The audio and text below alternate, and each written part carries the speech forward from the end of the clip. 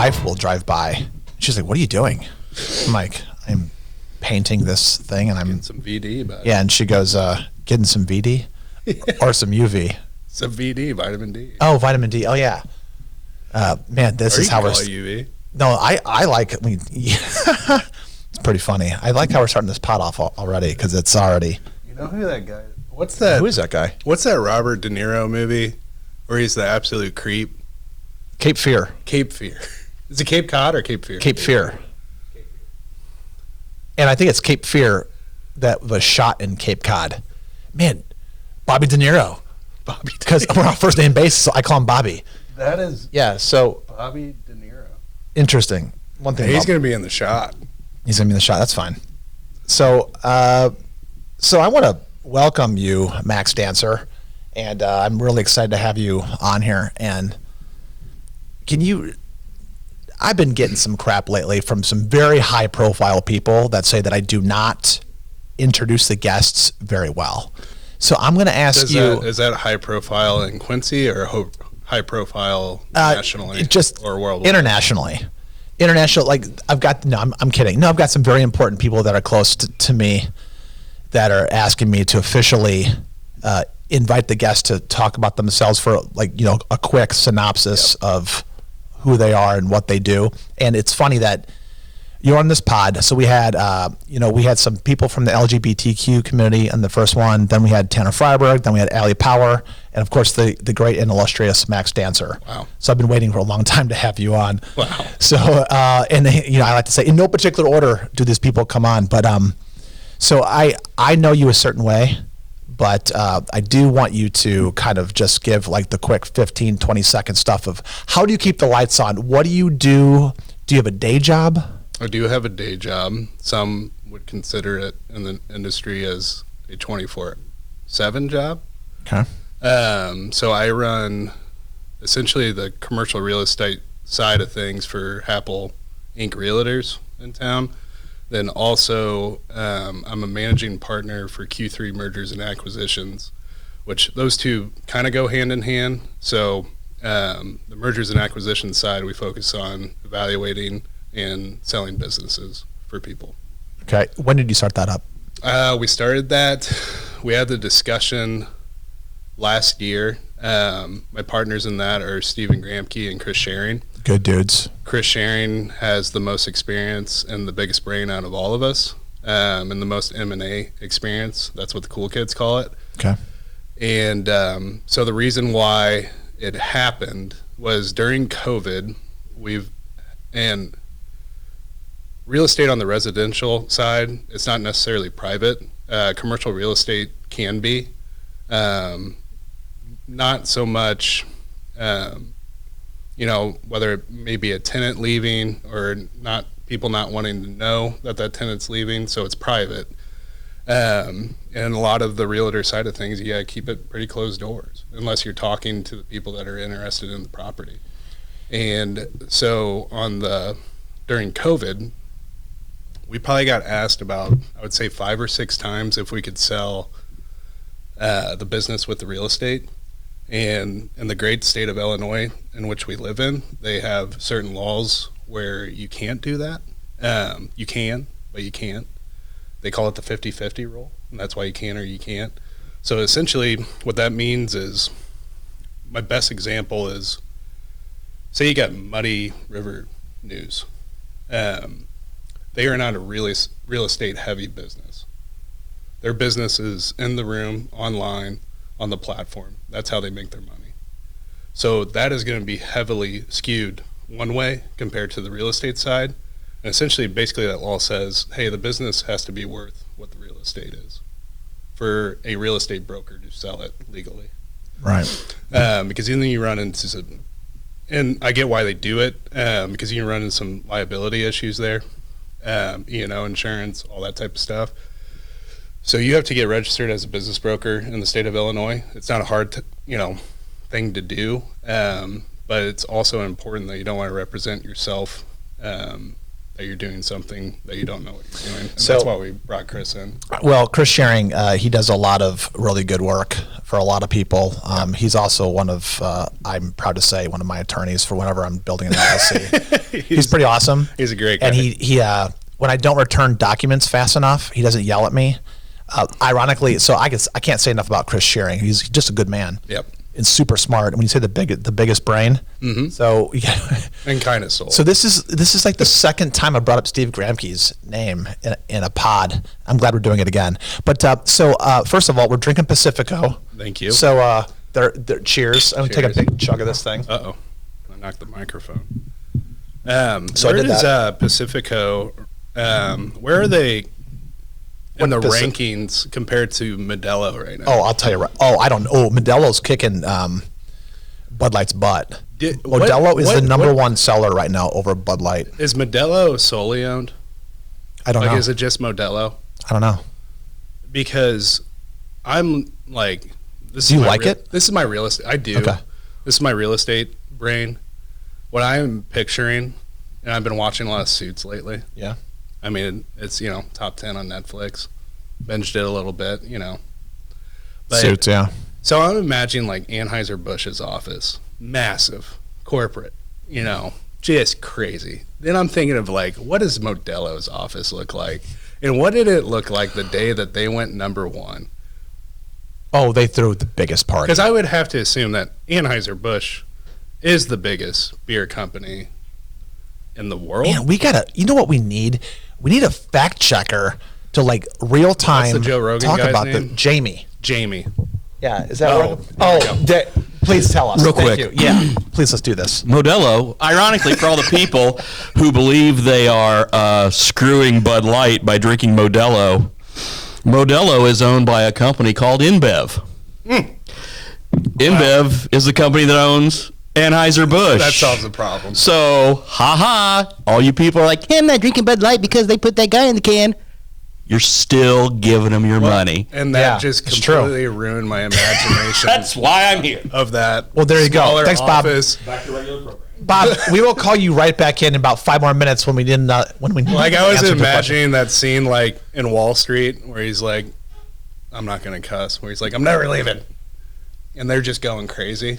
And they're like, we're number one, but I guess they're still number one. Yeah. Okay. So, So that's I will tell you this though. that's not a good comeback. If you're story. just trying to kill one part of the company, then Bud Light has definitely gone down. But if you're trying to like boycott Bud Light because you're trying to hurt the company and you're switching to Modelo, joke's on you. Okay, so what they did on so purpose. I got to tell you something. Do you know where we met?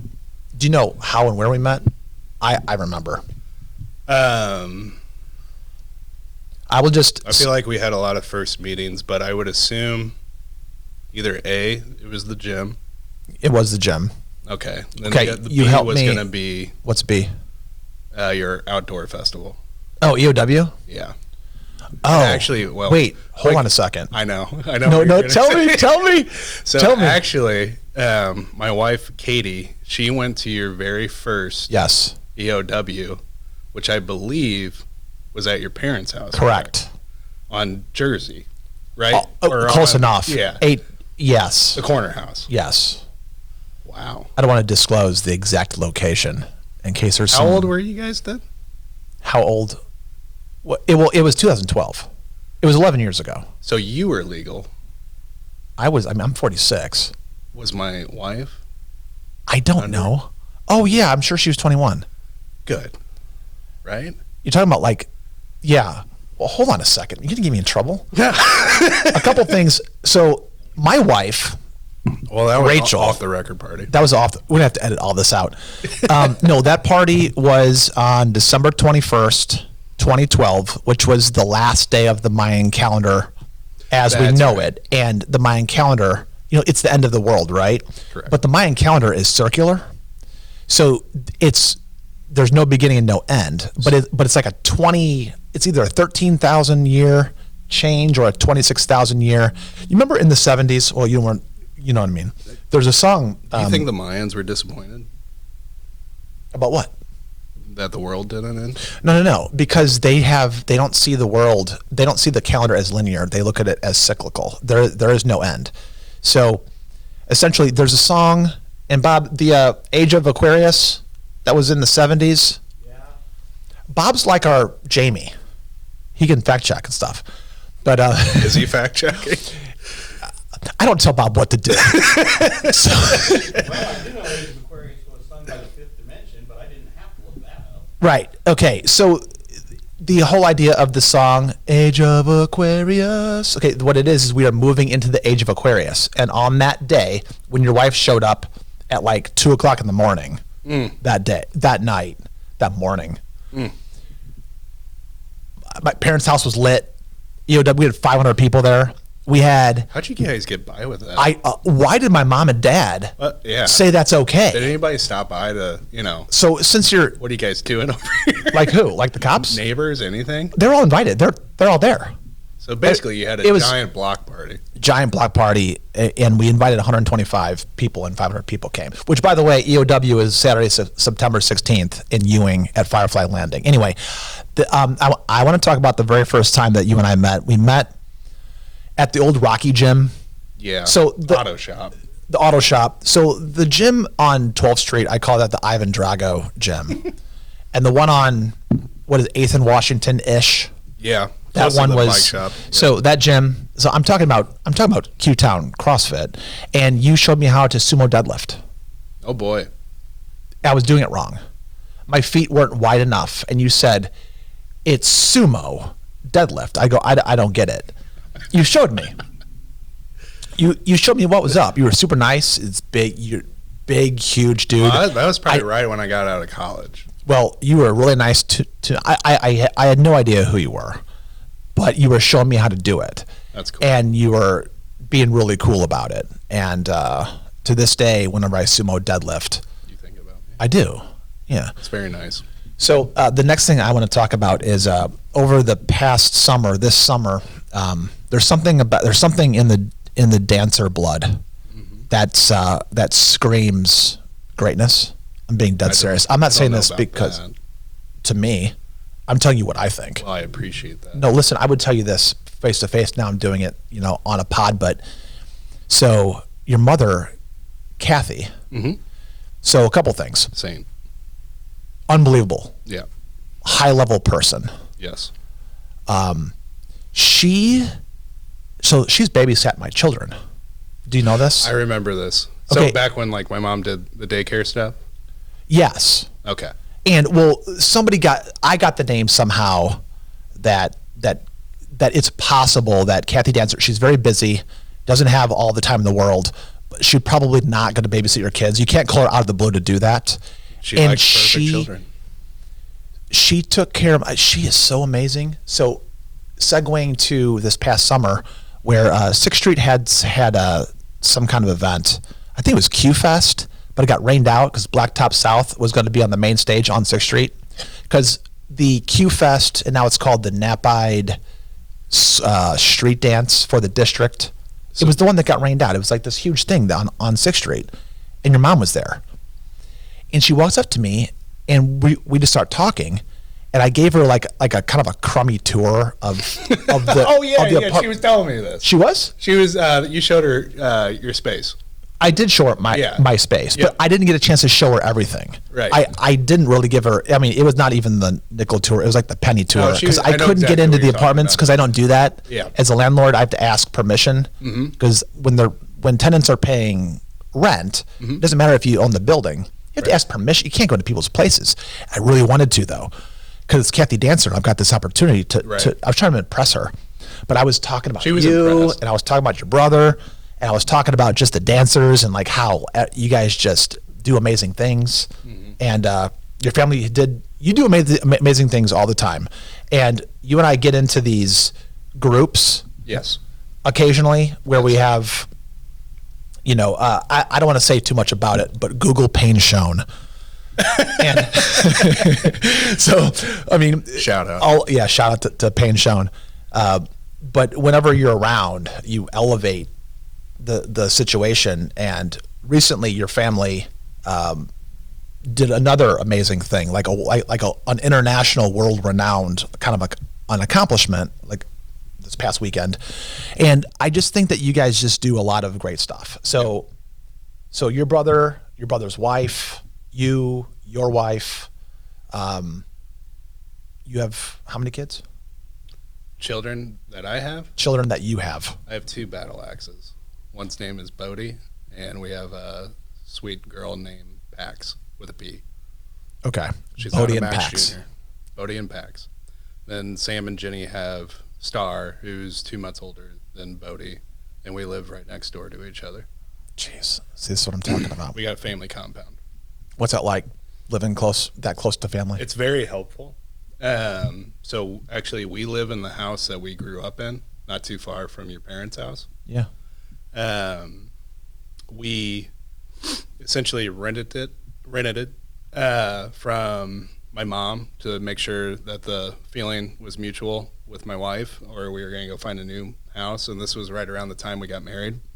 That was more Katie's call. I was comfortable with it. And it's not so much the house, it's the location. It's 5 minutes in every direction. It's perfect. Like, then you got the schools and all that.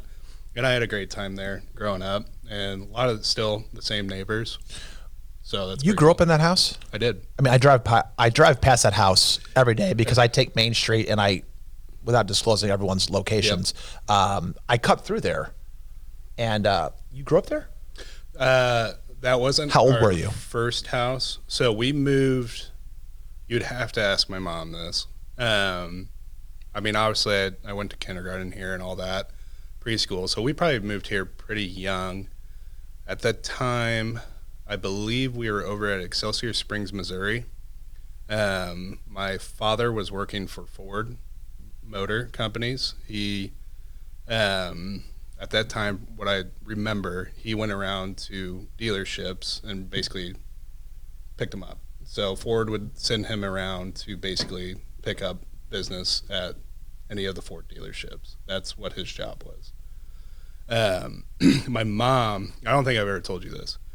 My mom at the time, she was a political science major, and she was working for, I don't know if you'd call Excelsior Springs a town or a city, but that's where I was born. Sam, I think, was born in Springfield, Illinois. A lot of crazy cycles. But at that time, Excelsior Springs, Missouri had a spring water program for the town. And they wanted my mom to run that business for the city or whatever, municipality, whatever you want to call it. She had no interest, but she brought the files home and all that type of stuff. My dad looked over them. Then when my dad got over to Quincy, he asked a park ranger, is there any natural springs around? And that's where he met the Hummel family at Hummel Springs. And that's where he started Blue Falls Water Group and started bottling water back in the early 90s when bottled water wasn't too cool. And nobody really believed in it. Yeah, why put water in a bottle when you can just turn your tap? You I'm go to the serious. gas No, station. it reminds Yeah. me of like when my the great Pat Lask. If anybody knows who Pat Lask is, Oh, yeah. teacher at one of the high schools here in Quincy, and she said, you know, I think all of you need to get what is known as an electronic mail address. I'm like, I don't need that. I don't. Mrs. Lask, we don't need electronic mail. That's not Yeah. even a thing. No, And she's like, well, no. it's going to be a thing. So we're going to go to the computer room, and we're going to go to in your browser. I'm What like, if she was I don't know like, what a browser hey, there's is. going to be these things called text messages, and you guys are going to need to know it. Text messages. And So she just like knew the future. I think Pat Lask probably. Did know the future. I think she did know the future, and if Mrs. Lask is listening, she's not going to listen to this, but she should. She should. I may just call her and say, "Hey, Shout you out to need to listen." Pat. Yeah. But so back to Blue Falls. Yep. Then when we moved here, we actually lived pretty close to where Prairie Farms is on 24th and Broadway. Okay. We lived, I think, about 2-3 houses down from there. The house isn't there anymore. It was an apartment, I believe, a duplex. I have very vague memories of that place, and I think we were in our house. We might have been there for like a year. Then went to preschool. I started at St. Dominic's. That's actually where I met my wife in kindergarten. We just didn't get married until many years later. You met her in kindergarten. in kindergarten at St. Tom's. Yeah, she was a fighting dolphin. You're kidding me. Yeah. Do you know that my wife claims responsibility for hooking up Sam and Jenny? Yeah, he told me that. I tell you this all the time. But are you familiar with St. Dominic's? Yeah. I was just there because where we did do you some go to? St. Peter, So you were a Patriot. a Patriot. Well, And the Dolphins and the Patriots playing flag football. fighting Dolphins. That is the sound a dolphin would make Yeah, exactly. if it was fighting. Like, and so there was always this house, and everybody at St. Dominic's called it the Nun House, and it was sat up on the top of the corner. But Doyle Manufacturing butts up to St. Dominic's, Okay. so that's where Katie and her family lived during that time. And they ended up moving back over to Palmyra, so I didn't really I didn't see Katie until many years later. When did the Doyles move back to Palmyra? Oh shoot! Like 80s, 90s? No, this would have been 90s. Okay. Probably after the Great '93 flood. The great, the 93. So when you lived in the neighborhood you're living in now, Yep. what school did you go to? Still the same, St. Dominic's. Then I went to Quincy Notre Dame. Did the football thing. Then I played football at Western Illinois with my brother. Yeah. So tell me about football at Western Illinois. It was a fun experience. So in high school, I only got to play 1 year with Sam, and obviously with like redshirt freshman years, I was able to play a couple more at school with him. So that was an enjoyable experience, and we both played offense. He was fullback, running back. I was a O lineman. So we got to work together a lot. Got to clear the path for him.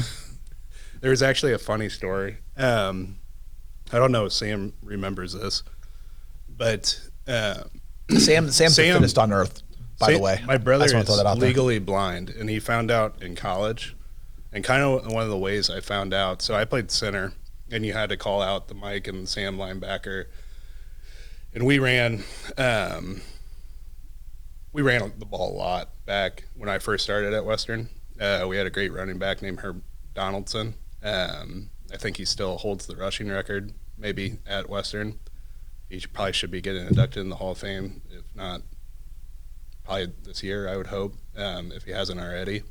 So I think he ended up playing for the Titans and the Saints and all that good stuff. So basically our whole offense at that time was designed around him. Played for the Saints? Uh-huh. Oh, geez. Okay. And so Sam was a fullback, and we ran – you don't see too many fullbacks in today's football. Right. Sam was a massive creature back in the day. He, especially in college, I think his peak weight was like 270. Mm-hmm. And he was freakishly strong then, freakishly strong now. And so basically my assignment on the line was to call out the linebackers. And that gave two things. One, it would tell the line where to go. Then it would also tell the fullback which linebacker to kick out. And I would go to the other linebacker. And at this time, Sam did not understand the assignment. So this is in practice against our own teammates. I hit my guy in the head, and then Sam rhinos me in the back of the head. This is probably bad for parents to listen to. Yeah. We were out cold. It was just three large masses exploding. It's just a together. stinger. It was a stinger. It's not a big deal. They used to call them stingers back then. Yeah. Still is. And so we were both knocked out, and I was in the meetings like the next day, and the coach was like, "You and your brother doing all right?" And I'm like, "Yeah, we're fine." Sam and I get along very well. And I'm like, "Yeah, we're fine." And why? He's like, "Can I just show you this tape?" And it was Sam just absolutely murdering me in the back of the head. I mean, it just full blown. And Sam just, I mean, that's what he was good at. It's just knocking people out of the way. So I was just like, no. And I know I called the assignment right. And I know he was supposed to kick out, the right linebacker. Right. I called out the number. I was like, we were sitting in the basketball arena. And you know how they have like the banners and stuff like that. Doesn't look like the Lakers or anything like that, but there's banners there. And I was like, Sam, were you able to see the number that I called? What do you say? He's like, I don't think so. I was like, okay, well, that could be anything. You could be looking at the ground, whatever, how fullbacks line up. And I think he's like, I can't even read those banners. I was like, well, what do you mean you can't read them? And he's like, I can't see them. It's a blur. And that's kind of how he started noticing that. It wasn't because of me. He knew it. And so this is a kid in college. Right. And I'm going to butcher the word. I believe Yeah. it's called keratoconus is the Okay. eye disease that he has. Okay. So essentially his cornea will always keep on forming like this. Okay. It's a very rare eye disease. Sure. And they don't know too much about it. I would assume at some point in his life he'll have to get a cornea transplant, but he seems to be doing pretty well with it. Okay. I mean, he works out and he does pretty well at that. He does okay working out. Yeah, He's all right. he's okay. I mean, he's the fittest on earth. But so he is. So how does this trend? So real quick about eyesight. I just want to kind of plug Northwestern University because I got LASIK right after 9/11. Okay. And the reason why I got LASIK was because I was living in Chicago. Mm-hmm. And when the Twin Towers were falling, somebody said, oh, there's a plane heading for Chicago. And somehow that news reverberated very quickly in Chicago, like in 15 minutes. And I don't remember how it happened, but I think there's a news. I think it was some news org in Chicago that just said, hey, if you're downtown Chicago, They said there was a plane coming for Chicago. no, the news org did not say there's a plane coming for Chicago. They said, if you're in the downtown area, there's no real reason for you to be there right now. So if you want to just very carefully, it was one news org, and then pretty open-ended. Yeah, and I don't know which one it was, but I'll tell you this: we tried to get the heck out of there. We tried to leave. Anyway, the bottom line is, I got LASIK right after that because I had really bad eyesight in first or second grade, and I had contacts by fourth grade. Did you wear glasses? Yes, Where- Coke bottle glasses. What do they look like? Pepsi bottle glasses. You had the circles? No, they were like just thick, Like, like that. so they weren't like communist dictator glasses?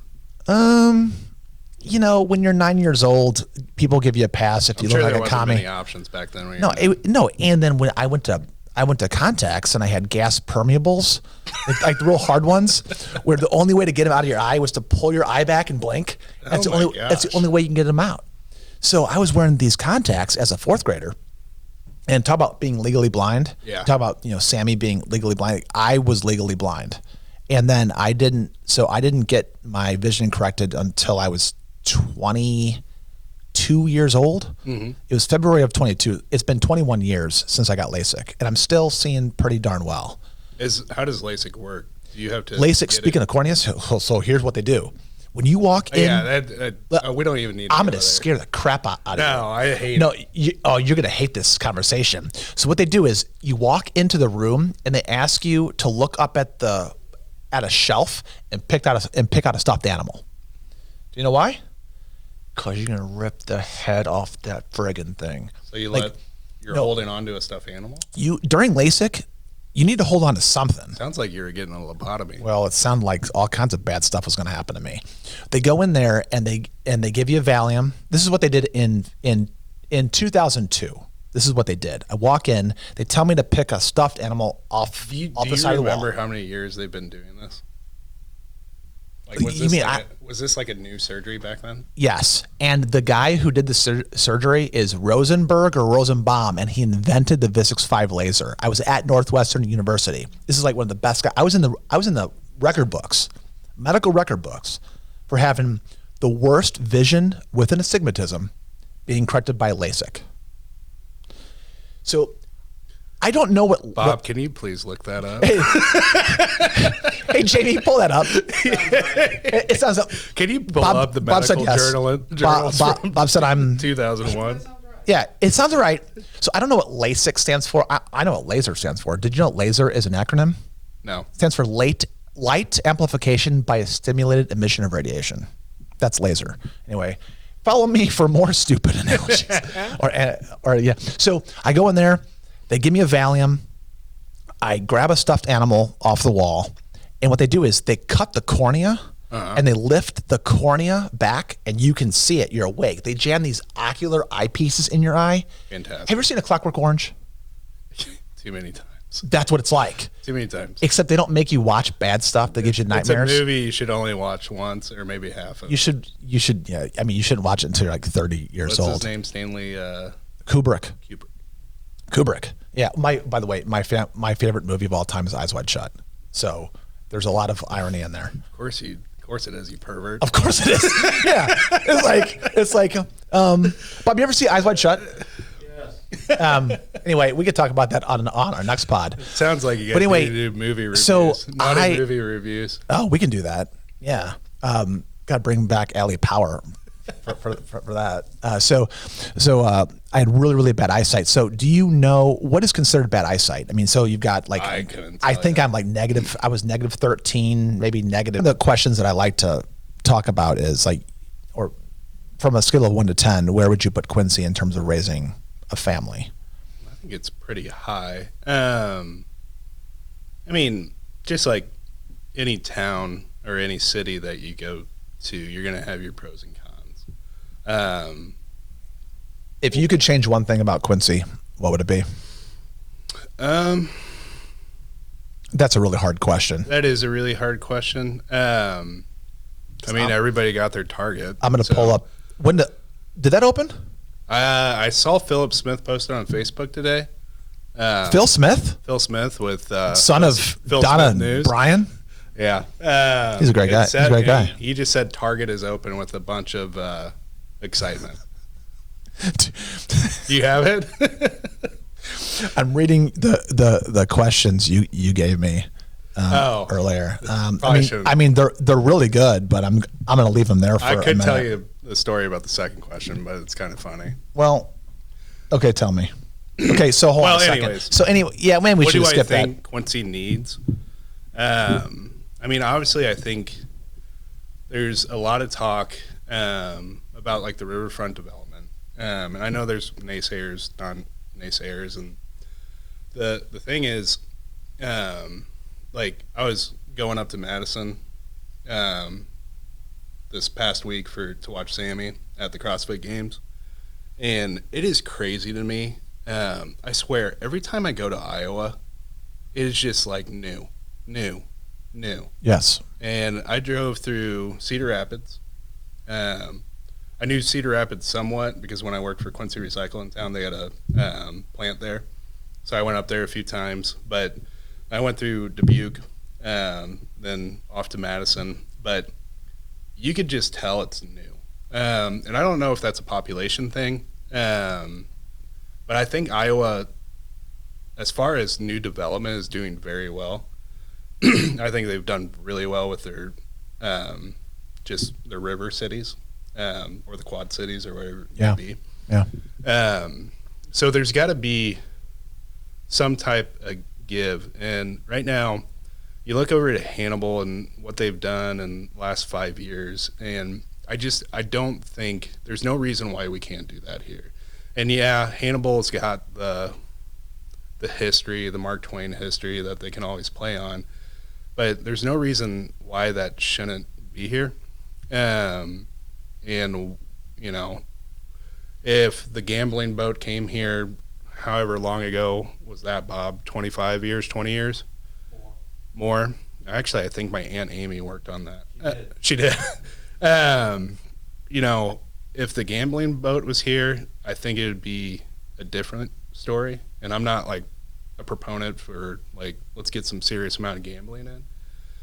But I think, you know, that's kind of one of those scenarios, like float it and they'll come and not build it. But because just the amount of infrastructure that's going to go around there. I'm always worried about getting into like the history of Quincy and start pontificating about, you know, why we didn't get this, why we didn't get that, because I know there's so many people that know more about that, so I don't even get into it. But changes and the personalities change and the generations change, and I mean the influence change and the world changes. Whether it's a micro effect or a macro effect, and Quincy I would kind of put on that micro side of things when we're comparing, like on the real estate side of things. I always get questions on what's happening nationally in bigger cities that don't really necessarily affect what happens here in Quincy.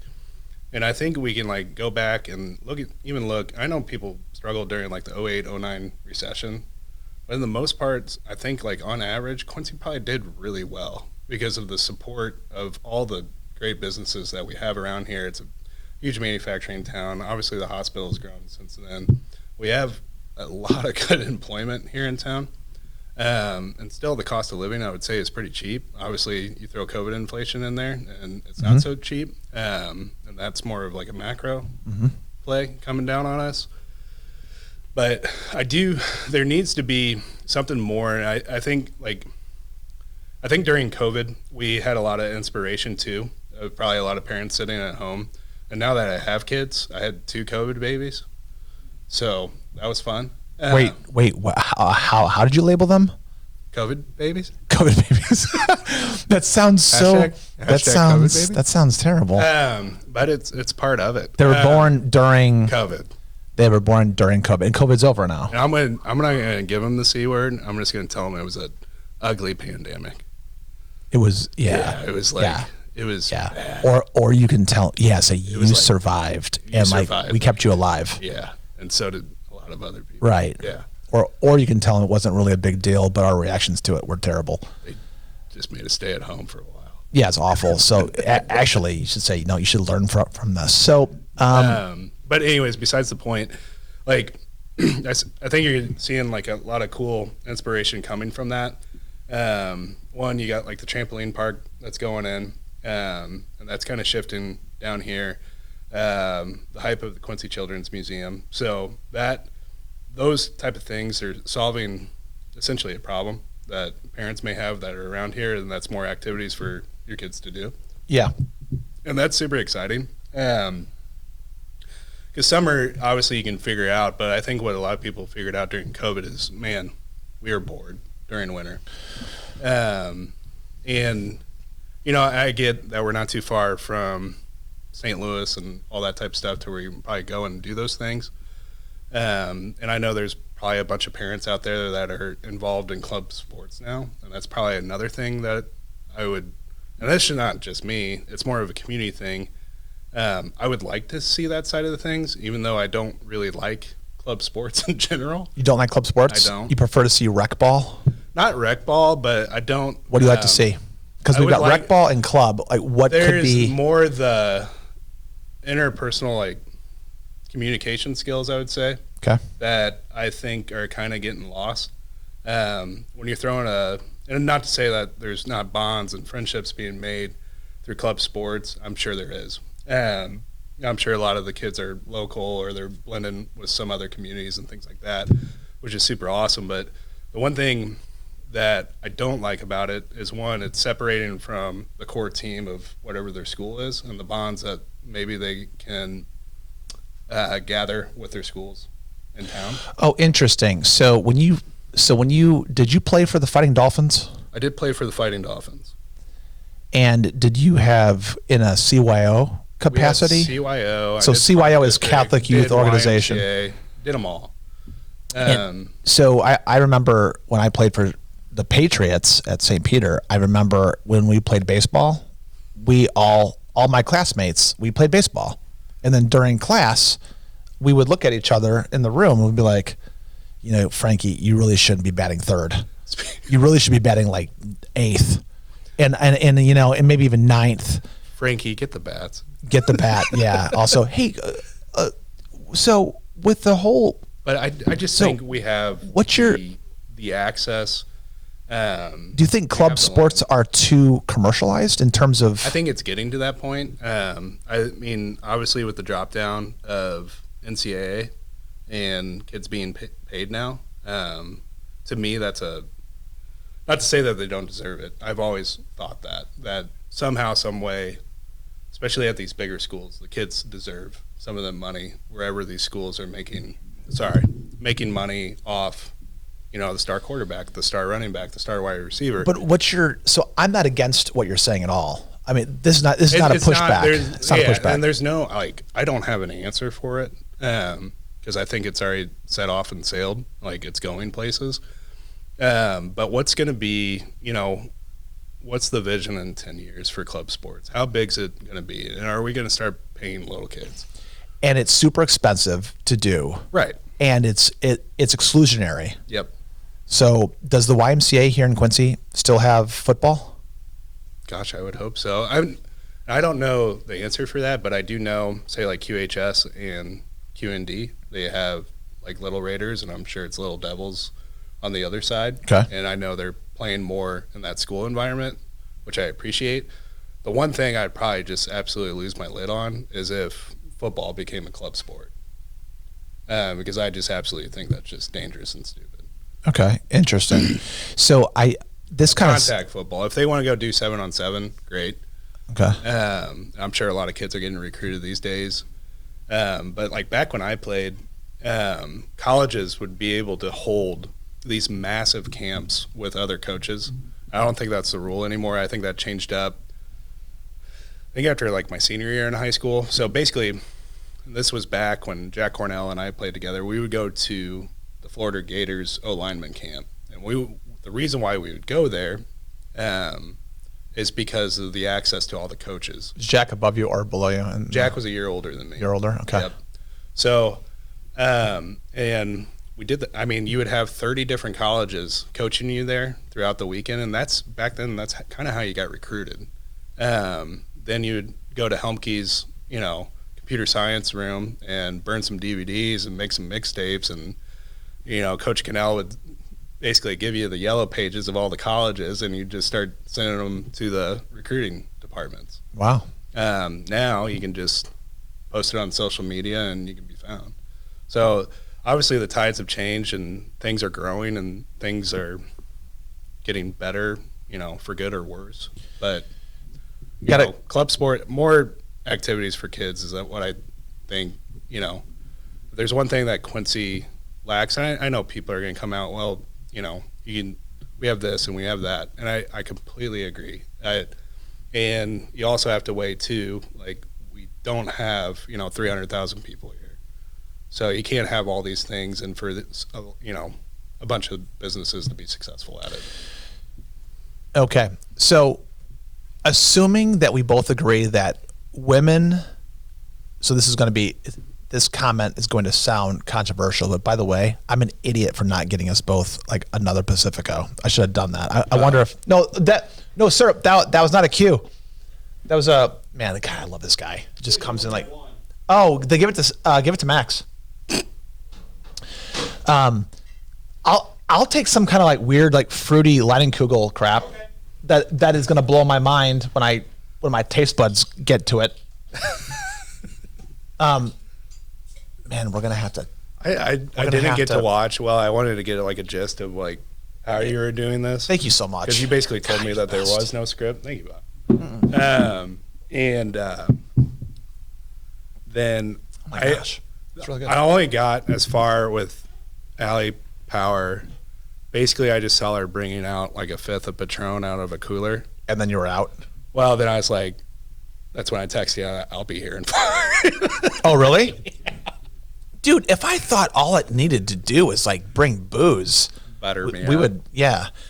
So the next thing I'm going to say, it's going to sound misogynistic. I am not a misogynist. I just think that you got to listen to my entire thought process. Let's assume that is a good idea for women, females, to work out. Here's the segue. I personally believe that men need to work out. Yeah. I believe they need to work out. Because here's why. Okay. If you don't put a load on yourself and you don't pay attention and you don't go through some type of physical discomfort, I want your opinion on this. Okay. I think I know it, but I want to hear you expand on this. So, like I told you, the very first time my very first encounter with you was I was struggling at the gym. Mm-hmm. I'm not a big guy, and I used to be a lot stronger than I am now. I'm getting back to it. I've got, I blame it on marriage and kids. I love to blame everything on being Great. married with children, because then everything Great works excuse. a lot better. It's not a good excuse, but I'll use it. Why do you think? Do you think depression exists? Yes. Okay. Without Do you think that people can get out of depression? Do you think that working out is an avenue? It's one avenue, one tool in your bag to getting out of depression. Yeah, I mean, without a doubt. I mean, The reason why I'm asking this, do you work out? I do. Okay. How many days a week do you work out? I'd say 4 to 5. 4 to 5? Mhm. Goodness. What kind of benefits do you, when do you work out? I actually just switched up. I used to do at noon every day, Okay. Monday through Friday, and I've just gotten a little bit busier at work, so I just found myself working through lunch, and obviously working out is important to me, being healthy. And a big reason for that is, not even the mental side of things, but also the physical side of things. My dad died of a heart attack when I was 16. Especially now having kids, if I can handle something or put myself in a position to be healthier when I have my family, or now I'm supporting a family with my wife, I want to be around for them. I'm going to do everything I possibly can to be mentally and physically available to them. I actually just had a conversation today about working out this morning, and it sounds so cheesy, but the reason why I work out is I want the energy, I want the endurance, and Do you have more energy when you work out? yeah, I mean, this is a bad thing to say, but my brother says it, and I don't want anybody. It's free drugs. Interesting. The dopamine levels that you get after working out, it makes you feel good immediately. It is kind of like a. Yes, yeah. it's challenging, but I can guarantee, it's going to take you a little bit to recover. But now I'm working out at 6 in the morning. I used to be an early morning guy, but now I am again. I wasn't for a long time. And it took me about a week to get through that and to pick it up as far as my energy levels go. Obviously, I was starting dragging in the afternoon, but I think it's now my 3rd week doing it. But you can tell, the body's retraining itself. It knows what to do. It can take care of it. I'm currently doing 5:30. There's a guy. Do you know the Kammer family? Yeah. So Well, one of the Kammers. So I mean, there's large family. a large family. I mean, one of my really good friends is Logan Kammer, and Put that up there as top 10 Quincy name yeah. I mean, all the Kammers are as far as per capita. unbelievably. They're unbelievably super high character and just fun to talk to, and just always have a very calming energy whenever I come across a Kammer. I just got to bring one thing up. What? Tell me. I just remember talking about Quincy names. Not to name drop here, No, we name drop on this but pod. and I'm just gonna name drop some last names. Do it. But even bringing our friends from college, some of them wouldn't be able to go home because they're from Florida or whatnot when we were playing football. So we would bring them home for Thanksgiving and Christmas. And it was such an awesome time. But I remember they would see these names, and I remember the Genbacher Ice Shack, and I'm there's similar name, different way to pronounce it, but it's spelled differently. What is it? Well, I think there's the Gennebacher and Gengebacher. Yeah. And I'm but I was Quincy's a very German town. Yeah. There's a lot of German names, but those two names probably on the top 10 list as far as per capita. Yeah, Venverlo. Venverlo's way up there. Venverlo's way up there.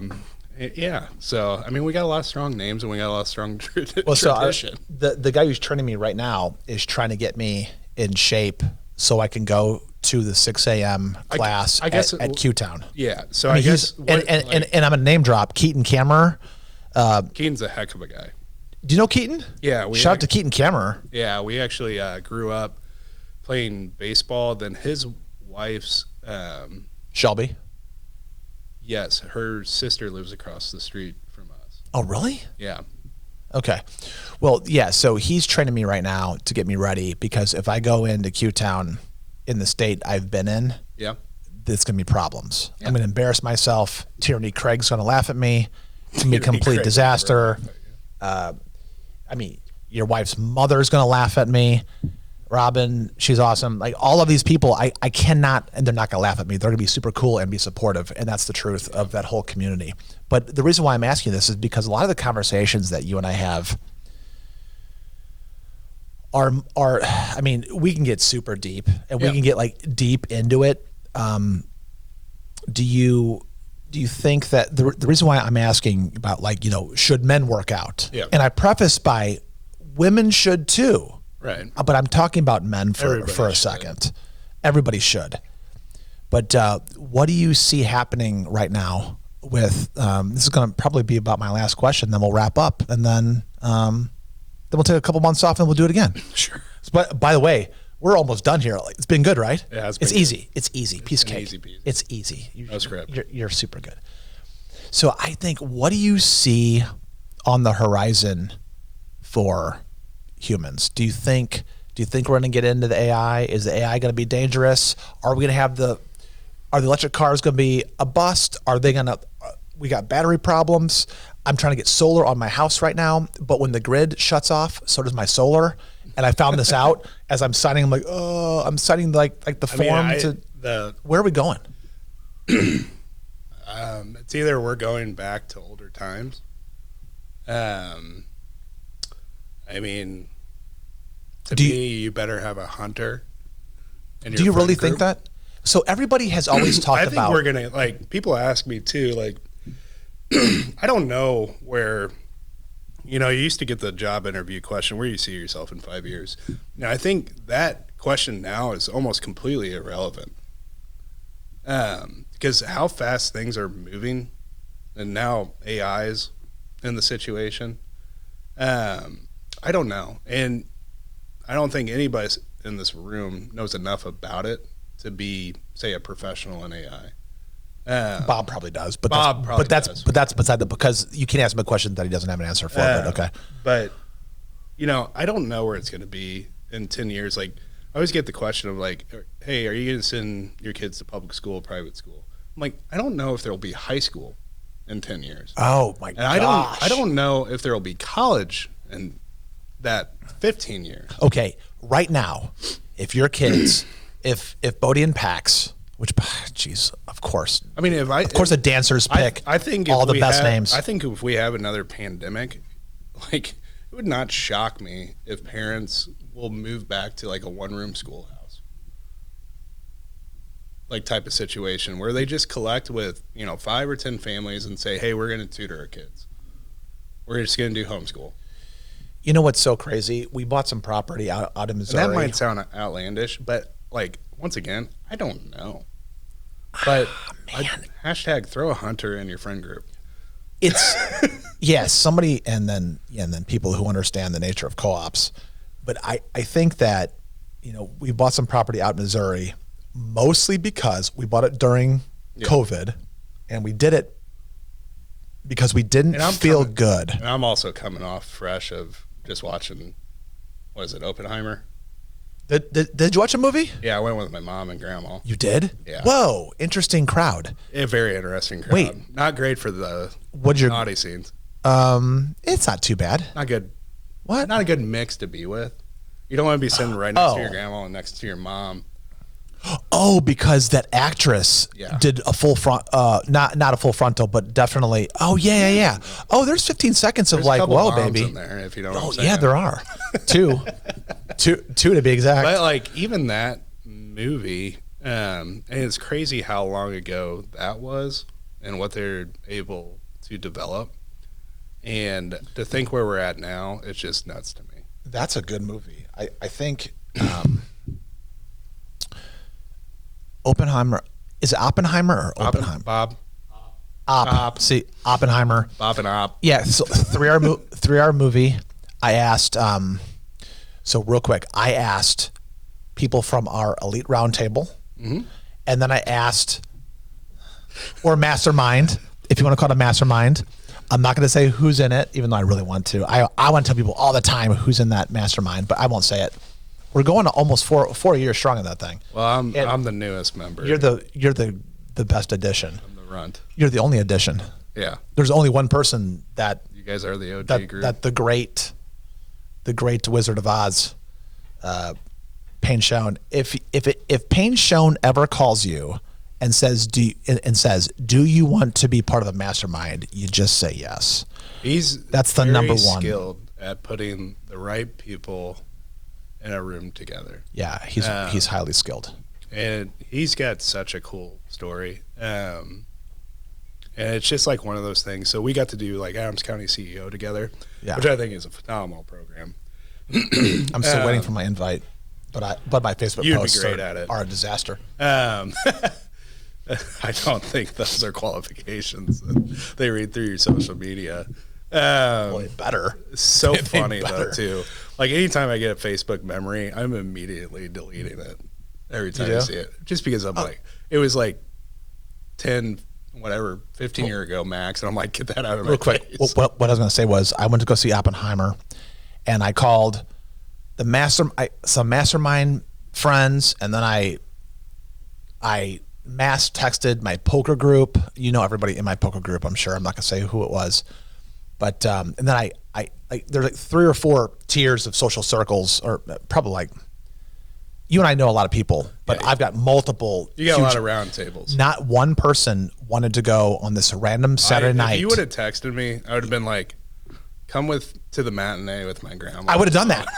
I would have been I haven't been blessed. to movies in like years, Dude, so I was excited. Not one person wanted to go see the 9 p.m. show on this Saturday night. Nobody wanted to go see it. That's unfortunate. It is unfortunate. I went by myself, which I do that all the time. Do you see movies by yourself? I used to. I love movies. I love going. I used to be like going to the theater. Me and my dad's thing was like Sunday. I mean, we did multiple back-to-back movie days on Sunday. Like you go to the theater, you find the next time, and you're like, oh, it gets out at this time. Yeah, we're gonna go flip over to this one. Yeah, type of deal. But no, I really enjoy movies. What's the best? This is my last question. How old were you when you were 16? Saw Eyes Wide Shut. When your dad passed away. I was 16. Okay, I was 10. Yep. When my dad passed away. How old was your dad? Dad would have been 52, I believe. 52. Okay. What's the best thing that he taught you?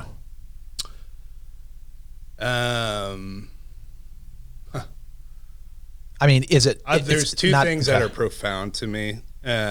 One, I'll rephrase it, but his mistakes are not an excuse for me to make mine. Okay. I think that's a huge, valuable lesson. Okay. And he basically phrased it in a way, my sin is not an excuse for you to go commit sin. I'm glad he taught me that. Then the other thing too, I remember it was probably after a YMCA game. He always used to be my youth football coach. I was super excited. I think I had a really great game. And I was just talking about myself, and I had a teammate in the car, and my dad was driving him home. And his name was Donnie. And heck of a running back, heck of an athlete. But my dad, I just remember, and I was sad at the time, I was hurt at the time, but he just looked over at me and he said, "Are you done?" I was like, "Well, what do you mean?" He's like, "Are you done talking about yourself?" I was like, "Yeah." He's like, "Don't ever talk about yourself like that ever again. You better do the work and let other people talk about you in a positive light." And I think that was my first lesson on humility. How old were you? Man, I was young. Probably anywhere from 10 to 12, maybe. Wow. Yeah, isn't it crazy to lose a dad like too early? Isn't that a crazy feeling? Because looking back, because you were was really, and especially like you're in high school, and obviously we were going off and playing college sports. And Yeah. Dad never missed a game, but that's where, like, my mom is an absolute rock star. Right. So, shout out to Mama Kath. But Oh yeah. Another shout out. and I think she did pretty good. She did great at raising us and dealing with the craziness that we were back then. Well, I'll tell you, we kind of started out the pod a little bit about talking about your mom. Another shout out to Kathy Dancer, a saint. You call her a saint. I call her one of the nicest, most like energetic. Like she has got this aura around her. Mm-hmm. That's just kind of, if you can see it, good for you. Yeah. If you can't see it, it's still there and your eyes aren't open. But I think it's pretty amazing. So thanks for coming on the pod. So quick question, because we're done. Will you come on this pod some other time, like in the future, and expand, and we'll keep going from where we came from? I will. And if I get any kickbacks for referring anybody, I'd appreciate it. What are you going to refer? I don't know, like pass me a Pacifico, and who would I refer? I think maybe, you know what? Maybe we'll have a beer in the green room. I think that's what you should do. Like the next time. My suggestion: anytime somebody comes on, have them write down 3 names that they think should be on here next. Oh, interesting. Because I think you would get a really. Do you have a name or 2 or 3 that you want to throw out?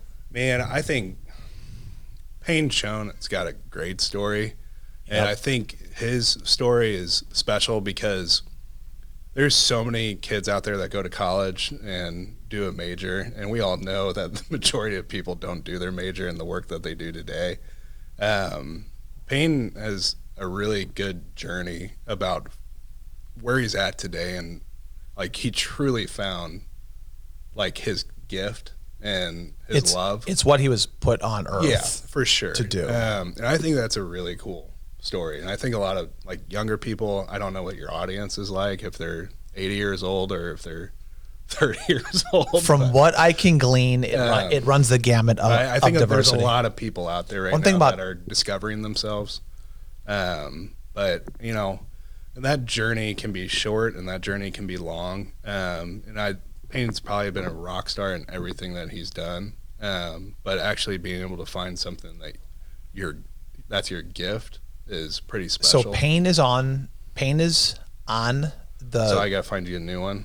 So we're going to close with Payne. Let's talk about this outside the pod, offline.